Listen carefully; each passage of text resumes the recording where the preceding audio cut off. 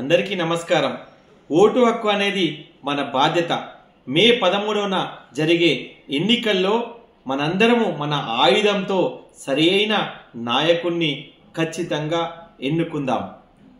మనలో ఐక్యమత్యం లేని కారణంగా 800 సంవత్సరాలు మొఘలాయులు, 200 సంవత్సరాలు ఆంగ్లేయులు మనని బానిసలుగా పాలించి మన దేశ సంపదనంతా కొల్లగొట్టి మన ఆడపడుచులను చెరిచి అతి కిరాతకంగా 1000 సంవత్సరాలు మనను బానిసలుగా ఉండేటట్టు చేశారు. మనలో ఐక్యమత్యం లేకపోతే ఎవరి చేతిలోనో అధికారం ఇస్తే రాబోయే రోజుల్లో మన పిల్లల భవిష్యత్ ఏమవుతుంది ఒక్కసారి ఆలోచించండి.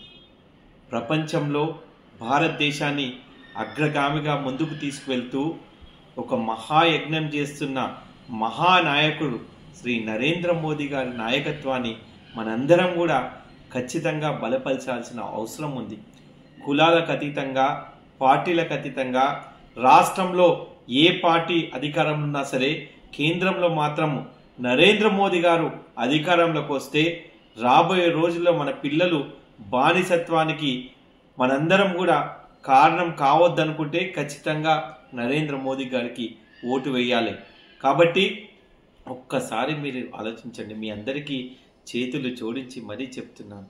ఎందుకంటే మనము రాబోయే రోజుల్లో మీ అందరికీ తెలుసు, కొన్ని ప్రభుత్వాలు అధికారంలో ఉన్నప్పుడు మనం అయ్యప్ప స్వామి ఏదైనా పూజలు చేయాలనుకుంటే వేరే మతాల పర్మిషన్ తీసుకోవాల్సిన దౌర్భాగ్యపు చట్టాలను తీసుకురావాలని ప్రయత్నించారు.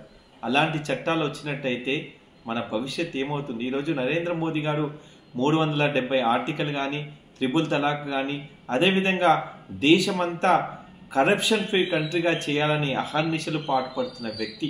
అలాంటి వ్యక్తికి మనము ఖచ్చితంగా సపోర్ట్ చేసి మనందరి బాధ్యతగా మన భవిష్యత్తు, మన పిల్లల భవిష్యత్తు, అదేవిధంగా దేశాన్ని ముందుకు తీసుకువెళ్ళాలని మనందరి బాధ్యత. కాబట్టి ఖచ్చితంగా నేను బీజేపీ పార్టీ వ్యక్తిని కాదు, ఒక సాధారణ పౌరుడిగా మీ అందరికీ మన దేశాన్ని కాపాడవలసిందిగా చేతులు జోడించి మరీ విజ్ఞప్తి చేస్తూ మన బాధ్యత నరేంద్ర మోదీ గారికి ఓటు వేద్దాం.